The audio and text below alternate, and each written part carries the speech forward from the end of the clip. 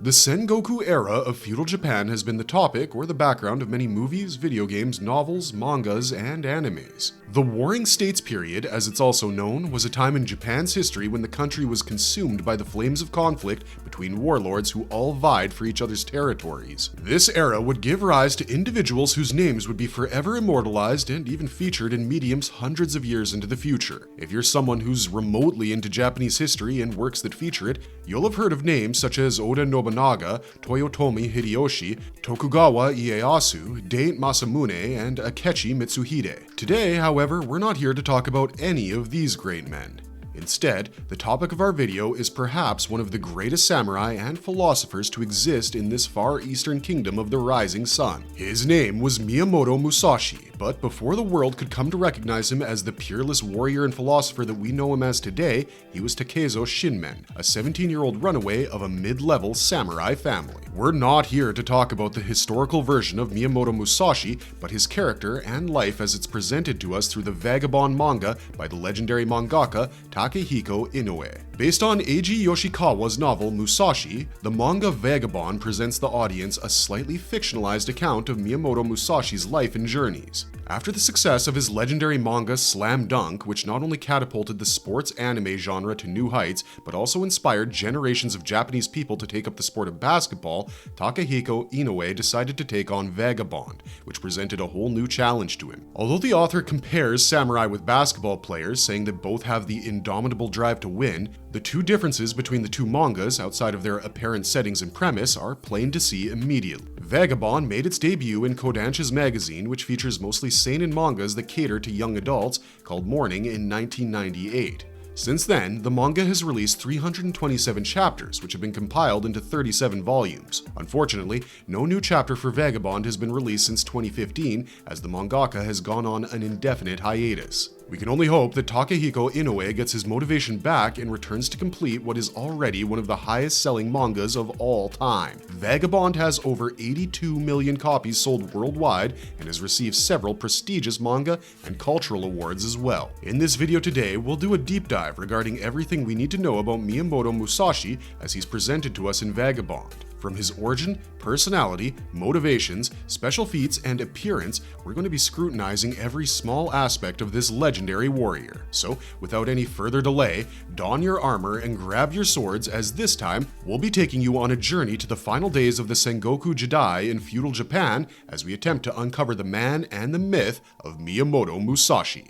What was the origin and early days of Miyamoto Musashi? The manga kicks off with the story of Miyamoto Musashi at the end of the Battle of Sekigahara in 1600, which marked the decline of the Sengoku era and the start of the Tokugawa shogunate, which would rule Japan for over 2 centuries. While the manga starts us off at this early point in Miyamoto Musashi's life, we must journey further back in time to discuss his origins and childhood before we arrive at this moment. Miyamoto Musashi was born as Shinmen Takezo to the Shinmen samurai family in the year 1584. His early days were marked by his rebellion and hostility towards his father and family. This is because Shinmen Musashi, his father, had, for unknown reasons, divorced his mother and forbade young Takezo from coming into contact with her, and instead focused on his martial arts. The Shinmen family served as the governors of the Musashi province and were a relatively well-off and prominent samurai clan that dwelt in the village of Miyamoto. It was therefore extremely troublesome and dishonorable to have an heir like Takezo who would do anything in his power to bring harm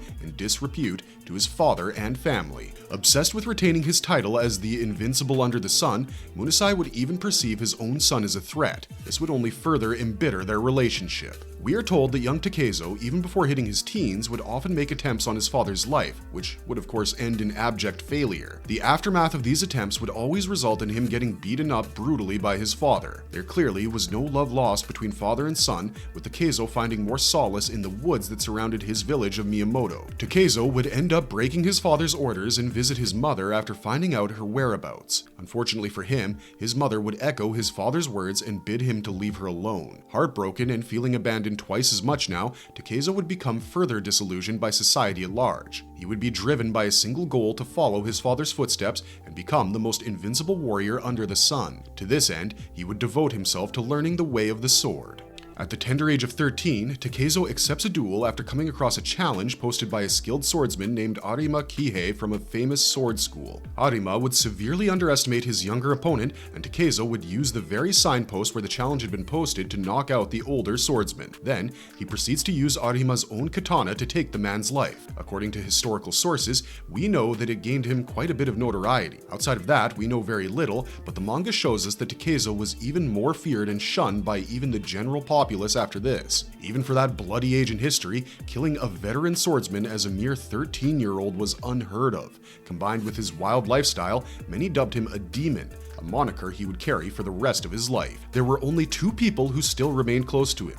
These were his two childhood friends, Madahachi of the Honiden family and Otsu, who had been taken in by the Honiden to be a bride to Madahachi in the future. He would leave home by the age of 15 in order to meet stronger opponents to defeat. However, in the manga, he's 17 when he's persuaded by his friend Madahachi to leave home to fight in the Battle of Sekigahara. The two would join the Toyotomi army against the Tokugawa forces in this battle. It is here that he would encounter his longtime idol, Irose, a legendary swordsman who had visited Miyamoto once. Takezo was in awe of the master swordsman and had even built a crude idol of Irose aspiring to be just like him. He would also meet Sasaki Kojiro and Muso Genosuke, all of whom would later become his rivals. During the battle, Takezo is shot by an enemy archer in the leg. Greatly angered by the use of modern weapons in combat, Irose swiftly slays the soldier. As the battle winds down, Irose, Sasaki, and Genosuke are unable to find Takezo, due to which they leave together without him. Unbeknownst to them, however, Takezo had been lying on the battlefield injured. With the battle over in favor of their opponents,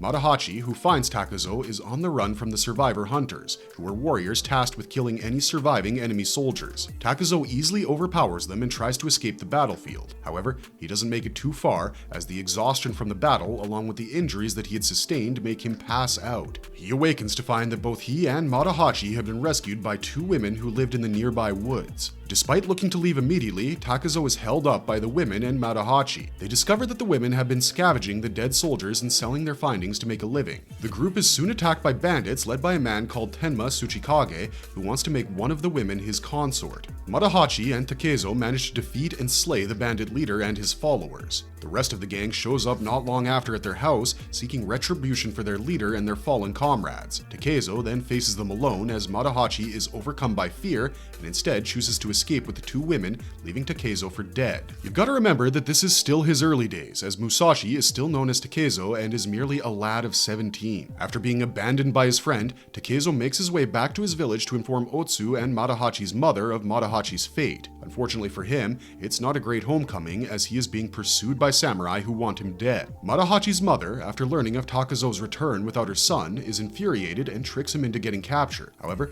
Takezo proves too powerful for the samurai and the villagers who go up against him. He immediately retreats into the forests of his childhood. There, the monk Takwon uses his childhood friend Otsu to lure him out of hiding and finally capture him. After being captured, he's strung from a tree and exposed to the elements for days with no food or water. Despite this, he survives, as Takwon poses several existential questions to him as to why Takezo led his life in such a fashion. He's finally rid of the predicament when Kohei Tsujikaze, who turns out to be the brother of the bandit leader that Takezo had killed, arrives to take revenge on him and frees him so that the two can duel. Kohei is, however, scared off by the presence of Takwon, who then leaves with Takezo. Once outside the village, the monk asks Takezo whether he wants his life to be defined by violence and endless slaughter until one day he too would fall victim to it. He assures the young man that it's okay for him to be alive and live the way he chooses to, and to not search for death using combatants stronger than himself as an excuse. This seems to resonate with Takezo as he finally breaks down in tears and he comes to accept the fact that his existence can have meaning beyond murder and that his pursuit of strength can be more than just an attempt to end his own life. Takwon then tells Takezo that he will inform the rest of the village and the authorities that a man named Takezo Shinmen died here that day. He rechristens our protagonist as Miyamoto Musashi after the province and family he hails from. His childhood friend Otsu tries to join Miyamoto on his journeys after she rejects the Honiden family's offer to be their daughter-in-law, as she receives a letter from Madahachi himself detailing his betrayal and his new life with another woman. Miyamoto Musashi, however, rejects her pleas, claiming he wishes to hone his skills and that having Otsu with him will only distract him from his pursuit of strength and his goal to become the strongest warrior under the sun. Bidding Miyamoto Musashi to live as if reborn but not to forget his own roots, the monk leaves, and the young warrior sets forth into the world as a new man. Thus begins his journey to become one of the greatest samurai in Japan and one of the most enlightened philosophers of his time.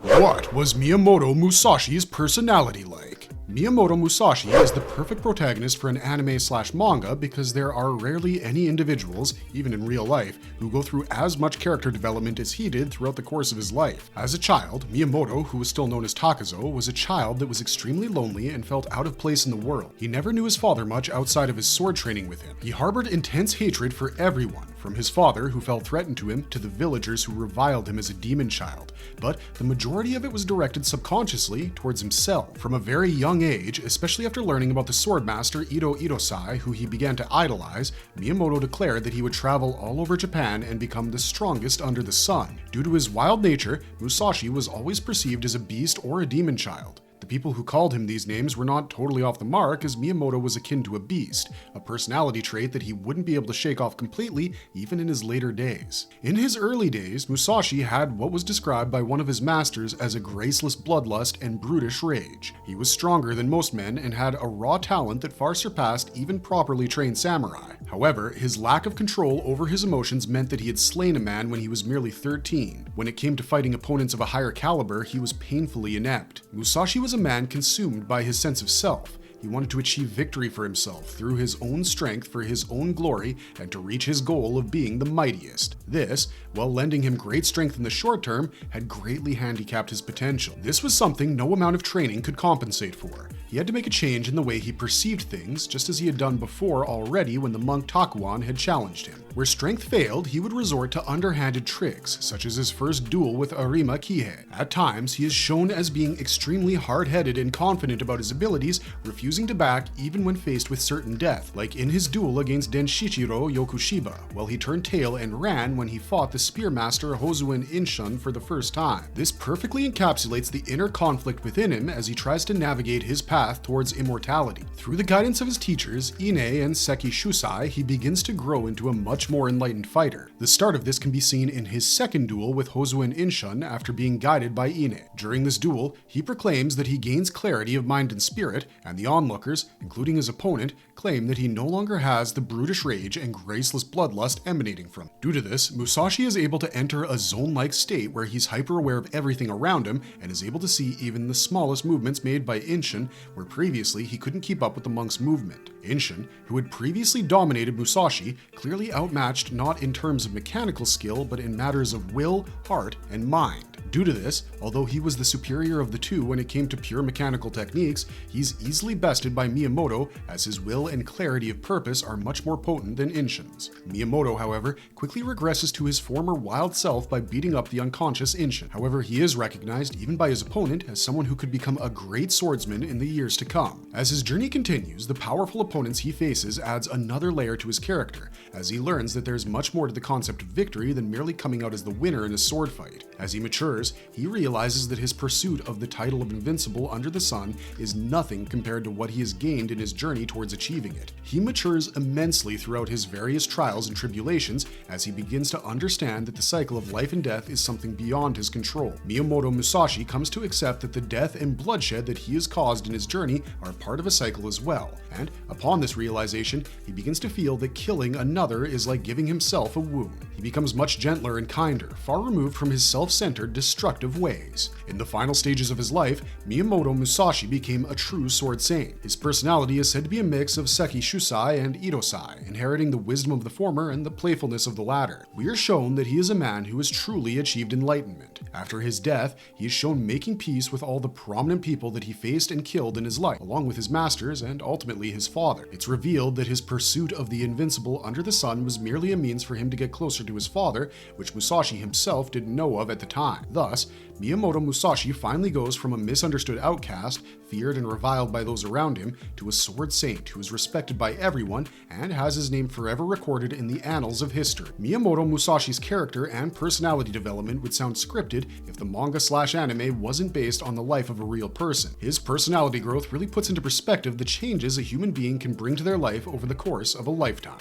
Who are the master swordsmen that Miyamoto Musashi defeats on his way to becoming a legend in the manga so far? Well, we know Miyamoto Musashi is the author of the famous book Go-Rin no Sho, or the Book of the Five Rings, and an undefeated samurai. He had a long and arduous journey to find himself getting there. Along the way, as we know, he defeated a number of opponents through a combination of clever strategy and unparalleled skill. All of these victories, both against his own nature and his opponents, shaped him into the person that history remembers today. Here are some of his key opponents and his duels with them, as shown in the Vagabond manga so far. Kihei Arima. As mentioned earlier, Kihei Arima was the first to fall at the hands of Miyamoto Musashi when he was just 13 years old. Kihei was a fairly well-known ronin who had trained in the Kashima Shinto Ryu style of sword fighting created by Sukahara Bokuden, who was considered a sword saint. Upon reading the challenge on a notice board, the young boy would rush to the location. Musashi would catch the veteran warrior off guard, striking the board on his face with a ferocity that belied his age. Arima, along with being caught off guard, had grossly underestimated his opponent due to Miyamoto's age. This would result in him being knocked unconscious, after which the young warrior would slay Arima with his own swords. Hozoen Inshun. Hozoen Inshun was the second Grand Master of the Hozoen School of Spear Arts, which was developed by the monk Hozoen Ine. Inshun was a child prodigy who had already become the strongest warrior monk of the order by the time he hit his early teens. Miyamoto Musashi would encounter him in his search for the strongest warriors in Japan during his early days and engage him in a duel after besting some of the more senior monks. Despite his power and talent, Miyamoto would barely escape with his life after their initial duel. It would lead to Miyamoto Musashi realizing a fatal hole existed in his way of the sword, which caused him to seek guidance from Inshun's own master, Ine. The old master would agree to guide the vagabond warrior in order to spark a spiritual awakening in his own prodigy, which was holding back Inshun as well. After much training, Miyamoto realized that he was too caught up in his self-centered way of fighting, would begin grasping the true meaning of what it means to master the sword. With his newfound confidence and awareness, he would once again challenge Inshun to a duel. Hozoen Inshun, who himself had been eager to face Musashi once more, having experienced the thrill of Mortal Kombat for the first time in his life, was convinced that by overcoming Miyamoto Musashi, he would reach the next step of his own goal towards becoming invincible. However, he would find Miyamoto was far from the rampaging beast with unrefined tenacity that he had faced early. Instead, he would be shocked by the totally different human being standing in front of him, who displayed no uncontrolled bloodlust and the beastly rage he had before. The two warriors would lock up in a contest of will and spirit, and neither would throw even a single attack. Even with the lack of attacks, the duel between them had already begun, and it would be Inshun who would begin to get overwhelmed. Ine would tell his other disciple, who would come to act as a witness to the duel, to not blink for even a second, as the duel could be decided within that second. Taking advantage of a momentary lapse in Inshun's attention, Miyamoto finally lunged it, but his attack didn't prove decisive as he used a wooden sword. According to Ine, the duel would have been over in Miyamoto's favor if he had used a real sword instead. The fighting then continues, with Inshun offering a brief comeback before being overwhelmed by Miyamoto and knocked out. Due to his pure elation at winning his revenge match, Miyamoto regresses back to his former self and begins hitting his opponent's unconscious body, signifying he still has a ways to go before he can maintain the composure he showed during the duel permanent. Inshun's injuries weren't fatal, and after the two recovered, they bid farewell as friends. Seijuro Yoshioka. Seijuro Yoshioka is a fictional character in the Vagabond series, unlike the many other characters in the manga who did exist in real life. In the manga, Seijuro is the head of the famed Yoshioka school of swordsmanship. Unlike Seijuro, his father Yoshioka Kempo and the sword school really did exist during the Sengoku period, and it was one of the most renowned schools in Japan at the time. Seijuro is shown to be an extremely responsible young man who masks his true identity behind a veneer of an easygoing, womanizing, and fun-loving individual. Behind the scenes, Seijuro has no hesitation towards adopting tactics and means that would ordinarily be considered dishonorable for a samurai in order to protect his dojo and students. His public persona and effeminate face and body completely mask his ruthless nature. Hozoen Inshun claims that Seijuro was another martial arts prodigy like him, and it's hinted that both are at the same level. He first encounters Miyamoto Musashi when he arrives in Kyoto to challenge the head of the Yoshioka school. In their initial initial encounter, Seijiro completely overwhelms Miyamoto and leaves him with a massive cut on his forehead, which goes on to leave a permanent scar. Seijiro refuses to fight Miyamoto as he sees there is a massive gap in strength between the two, and their fight would be more of a one-sided beatdown. This would, however, not be the end, as the two would be fated to meet yet again in the future and cross swords against each other. Miyamoto arrives in Kyoto a year after their first encounter to honor Seijiro's brother, Denshichiro, and his request for a duel at a predetermined time. Exhibiting his ruthless nature, as mentioned before, Seijiro finds Miyamoto on the day of the duel before the latter meets with his brother. Seijiro believes that his brother was too weak to challenge Miyamoto, hence, he wanted to spare Denshichiro his humiliation and prevent the tarnishing of their school's reputation. He wanted to take out Miyamoto and ensure none of these things happened. Seijiro would meet Miyamoto at the Rendaji fields of Kyoto on that fateful day and challenge him to mortal combat. The young master of the Yoshioka finds out that he was spot on regarding Miyamoto's growth, as he proves to be a much more refined and stronger opponent than the wild beast that he had faced a year prior. Seijiro would lose his life in this duel, being cleaved in half by Musashi's sword. With Seijiro's death, Miyamoto reached the summit of yet another mountain on his journey to the top. According to real-world history, Yoshioka Kempo's sons are said to have fought against Musashi on numerous occasions. Their names aren't mentioned in any records. However, Vagabond presents Denshichiro and Seijiro to us, who fill this role. Seijiro would no doubt have been one of the greatest swordsmen to ever live and had the potential of becoming a sword saint himself if he had lived. He displayed a sense of maturity and loyalty which belied his young age. His death was a tragic one, but very much a reality of a swordsman's life during the Sengoku. In both life and death, Seijiro would greatly contribute to the growth of Miyamoto Musashi. Baiken Shishido. After learning about the existence of a martial arts master who used a chain and sickle, Miyamoto Musashi would journey to find and defeat him. After learning the location of Shishido Baiken, he goes there only to discover that the famed warrior is none other than Tsuchikage Kohi, the brother of Tsuchikage Tenma, the bandit he had killed after the Battle of Sekigahara. The man who greets him, however, has none of the disposition of the old man who was formerly known as the God of Death, and instead greets Miyamoto Musashi as an old friend. We find out from Kohi that after defeating the bandits who had ambushed him and their leader, Baiken Shishido, he had decided to take up the name. He dwelt in the forest taking care of a little girl called Rindo, who is hinted to be the original Baiken's daughter, and taking care of all warriors who came to the location to earn the honor of being the first one to defeat him. The two then make their way to an opening in the forest and begin battling in earnest. Baiken, with his unique weapons, proves to be a tricky opponent for Miyamoto Musashi and has the upper hand for most of the fight. Miyamoto wonders during the fight whether he had grown conceited after having fought only mediocre opponents after his encounter with the sword saint Seki Shusai of the Yagyu school. He breaks out of his momentary reverie as Baiken continues to push Miyamoto back with his formidable skills. It's only after he's calmed his mind and reminded himself of Ine's teaching and Seki Shusai's wisdom that Miyamoto Musashi once again enters the zone-like state and turns the tide in his favor. This awakens the Tsuchikage Kohei personality within Baiken, begins relishing the thrill of battle once more. He remarks that both he and Musashi were the same, killers born to kill who would both die falling into anonymity. Unknown to him though, Miyamoto was no longer the beast he was when they had first met. He was already on a quest for self-enlightenment through the pursuit of the sword arts. Miyamoto cuts Baiken down and emerges the victor. Just as Baiken's death seems imminent, he pleads to Musashi to heal him and spare his life. Baiken tells Miyamoto that with his defeat, he would have to fight no more, and that he finally escaped the spiral of life and death. This leaves Musashi deeply moved as he begins to ponder these words. He wonders if he would be capable of asking an opponent who had just defeated him to save his life. Due to Baiken having proclaimed that he had escaped the spiral of life and death, Miyamoto wondered what was the point in even defeating him, and the point of all his conflicts if he was still himself caught in that spiral. It left him deeply shaken about his own motivations and pride regarding what he was trying to accomplish. This caused him to have no sense of achievement, even after defeating one of the most skilled and powerful men in all of Japan. This fight and the effects of its aftermath would have a profound impact on the growth of Miyamoto Musashi as he began to deeply reflect on what it meant to truly escape the spiral of life and death. Denshichiro Yoshioka. Denshichiro Yoshioka was the second son of the Yoshioka family, despite being inferior to his brother Seijiro in swordsmanship. Denshichiro would be compensated for this by being the actual person who ran the dojo, took care of the students, and established connections with people. This would garner him a loyal following of his own. Denshichiro was extremely noble example and the epitome of what it meant to be a samurai. Unlike his brother, who cavorts openly in pleasure houses and indulges in debaucherous activities, Denshichiro does his best to uphold the honor and reputation of the Yoshioka school. During his first encounter with Miyamoto, we see him best the protagonist easily, despite suffering a severe injury to his shoulder. He even allows Miyamoto to escape, seeing potential in him as an opponent,